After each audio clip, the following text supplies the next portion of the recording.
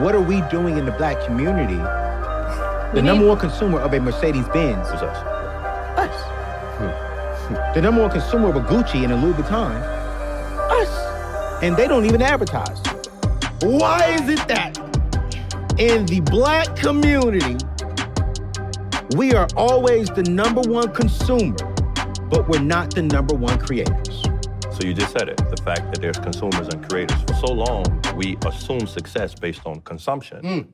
Welcome back to Closing the Gap, the truth about black wealth. Of course, I'm your host, Mr. Wilbert Hamilton, owner and founder of Hamilton Wealth Advisors. I'm here with Mr. Francisco Lazo. We've been having a wonderful time today, sharing a lot of great information, learning about processes, procedures, how to duplicate and multiplicate yourself, how to, put yourself in position to now scale and grow your business, which of course I think every business owner wants to do. The goal is to create a business that's sustainable and where you can take a step back and it continues to take steps up. That's the goal for all of us, to continue to multiply and duplicate and put ourselves and our communities in a better position. I mean, you're doing that by being able to give opportunities the same way you were blessed with an opportunity. Exactly. You've been blessing others with opportunities, and I believe that's why you continue to receive those flowers and continue for doors to open, because you're doing everything in a way in which it's not about you.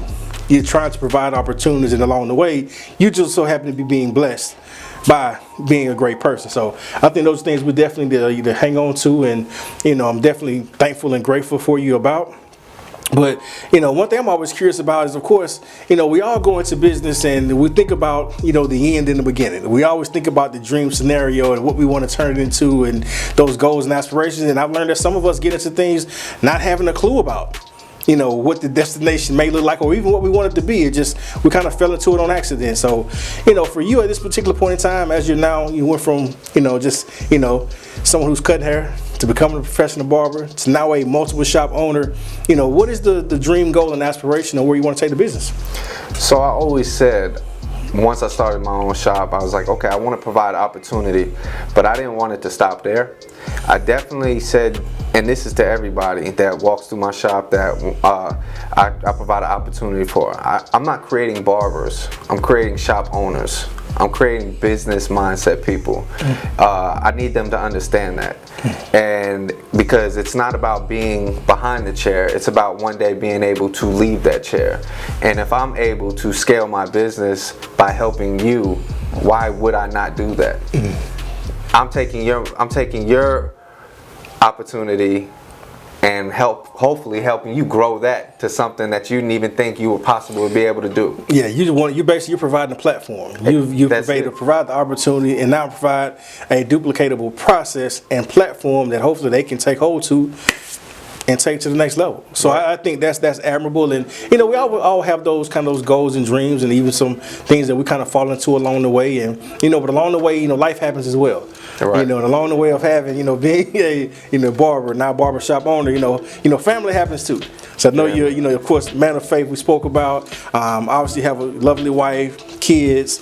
So how does the business and family, where do you see that going in the future? Of course, we all have those different dreams, and your wife may say, you know what, we want to shut it down at 55 and live happily ever after. She may say, look, you're going to work till you're 65, and you're going to come home when I say.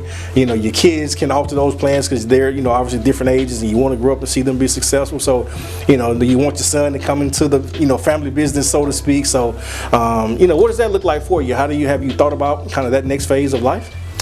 I definitely have thought about it because my wife, she is a go-getter, and I love seeing her growth as well.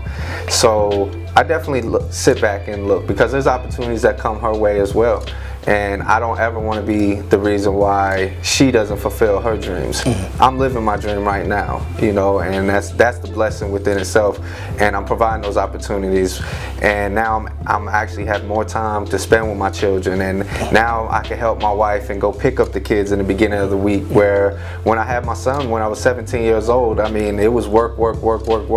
There wasn't that opportunity, that time to spend with him the way I want to. And now God has definitely blessed me with that time where I could give them that quality time in the beginning of the week, and then we could circle back Sunday. When things are not as busy. Exactly. No. Well, like I said, that's a blessing in itself, because I think from an entrepreneur standpoint, I think we can get so caught up in the destination that we forget that the actual beauty in the dream is actually in the journey.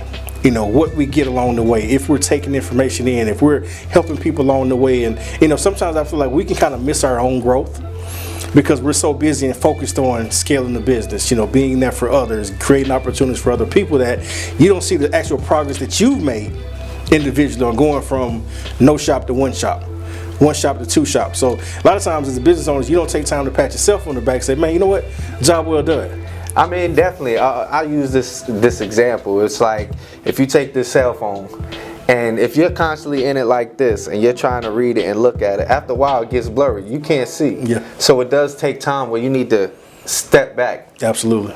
And then you can see the whole picture. And that right there really helps you and get some clarity what's going on. So it's very important. You have to step back. You have to see what's going on, or else you're so caught up in what the motion that everything flies past you. Yeah, and Dexter, I mean, we're all blessed to be a blessing, and we're all passionate about what we do for a living. But at the end of the day, like I say, the most important thing is your family. You're in this, and you started, like I say, to provide for the family, your son, exactly. to provide for your family. So a lot of times as entrepreneurs, we can a lot of times get too caught up in, what's the profit of the business? What is the business doing this week? You get so, engrossed in the productivity of the company. A lot of times you can lose sight on actually what's most important and why you're doing what you're doing. It's like, for me, I'm doing what I'm doing, not for me, but for my kids. The goal is to put my kids, in a situation where they don't have to play football like I played football. They don't have to, risk, CTE and concussions and, broken bones and knee surgeries and things of that nature. They can take what I've done and then take it to another level because I've created opportunity like you did and like you continue to do. Be back in a minute. Welcome to Hamilton Wealth Advisors, where our goal is to change the financial landscape of the African American community by providing the best of the best in financial professionals to help close the gap on financial wellness, wealth creation, and wealth transference. We're continuing to expand and grow our reach and add qualified advisors to our team. Help us to teach our community how to create generational wealth. We're looking for passionate, selfless, and professional advisors that pride themselves in the core beliefs that education plus expertise leads to proper execution. So if you think this opportunity may be for you, ask yourself this question: what is your why? And if the answer is you want to be a professional successor advisor that makes a positive impact in the lives of all you come into contact with, contact us about joining our team today. As we look to move forward, continue to be a blessing to those who would never come into contact with by creating a successful financial plan today.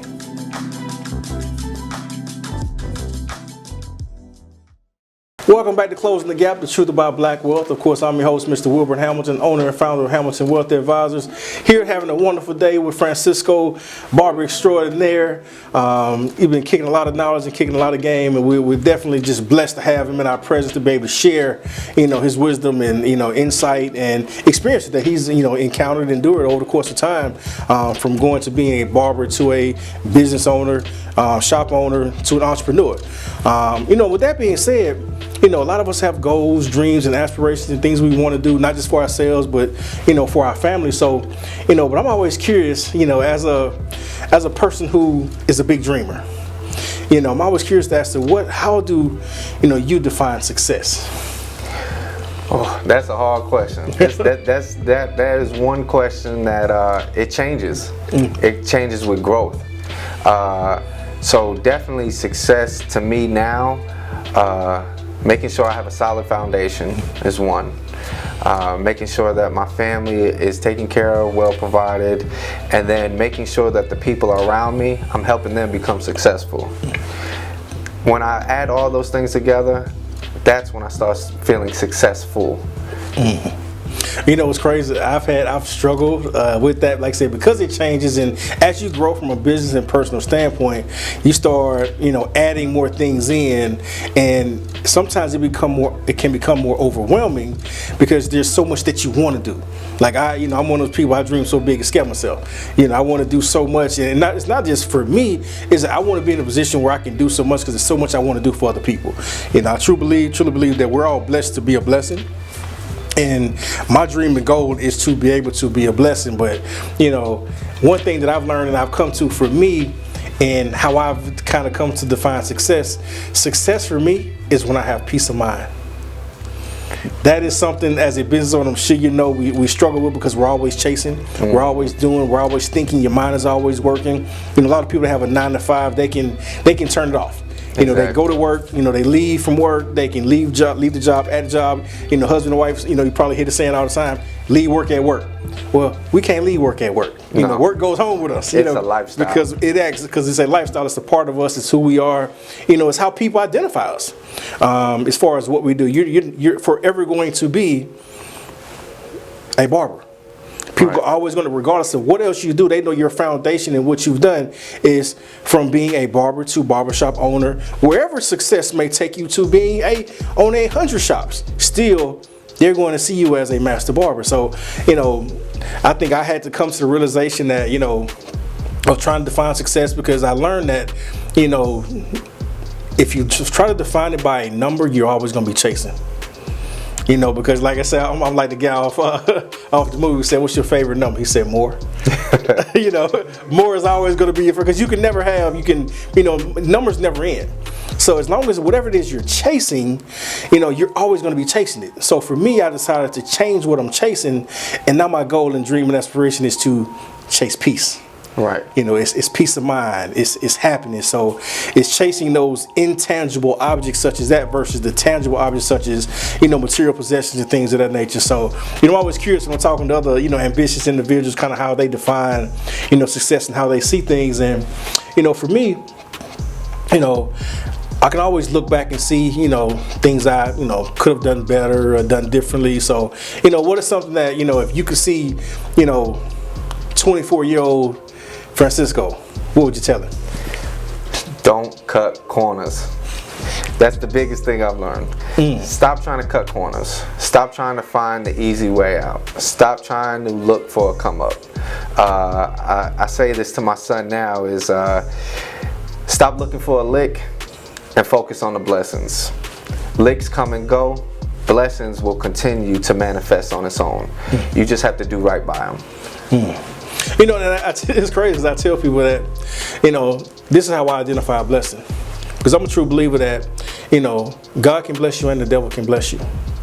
But the way they bless you is 2 different ways. If you receive something and it's only beneficial to you, that's not a blessing from God. But if you receive something and the blessing is not only you, but the people around you, that's a blessing that God gives. God would never give a blessing that is only going to be intended for you. So a lot of times people make the mistake of, oh, I got a new car. The God blessed me with a new car. But the note is higher than what they can really afford. So they really place themselves in further debt. So that car really has them in bondage. You know, controlling their life. Every decision that they're making is based off of this car. Well, that car is not a blessing because that car is not being beneficial to anybody else. Because if you're in bondage trying to pay it, you're going to have more issues with your spouse. You're going to have more issues with your kids because you're going to be mad at, why are you spending all this money on Fortnite running up my credit card? Right. You know, you're going to be mad about you, mad with your husband. Well, why did you go out and buy this? Why did you buy those Jordans when we didn't need them? You already had 5 other pair. Everything is going to become manifested because those small issues and those things that are holding you in bondage are going to lead to greater issues. So they always say a wall starts to crumble with a single crack. You know, it starts there and it gradually gets bigger and bigger over time. And once we address the foundation and address those cracks and address, and are able to identify, you know, where those blessings come from, I think we all can be in a better situation. And, you know, sometimes, you know what, learn to say, you know what, not right now. You know, devil, I see what you're doing. You know, if I get this car, I could get this car right now, but it's not going to put me in a situation where I can be a blessing and I can afford this note and be able to help my daughter or be able to help my spouse. So, you know what? We're in this together. If I redirect those funds I was going to put in that new car and I put that on helping my husband maybe pay off his debt or clean up his credit or clean up my own credit or pay off my own debt and put myself in a position where now all of a sudden you can get that car at a much lower interest rate. So now you can actually afford that car. So now you still have the extra money to put towards other things that may be after school activities for your kids, piano, dance, whatever it may be, to now enrich the life of someone else. Now you're creating and being a blessing. So you can still get the car. So I always tell people, I never want to stop you from getting the things that you want to have. But the trick is not to allow those things to control you. Right. Not to see those things and allow those things to become idols. Exactly. Because all too often in our community, we've based success off of material possessions. And we've all fell into it at some particular point in time or another, but the quicker we can grow out of it and start to realize that your peace, your happiness, your joy, your family, your loved ones, how you can be a blessing to others, the quicker we're going to put ourselves in position, and the quicker God sees you and says, you know what? Now I'm ready to give you even more. Now I can open up the windows of heaven, pour you out a blessing you won't have room enough to see. See you next time.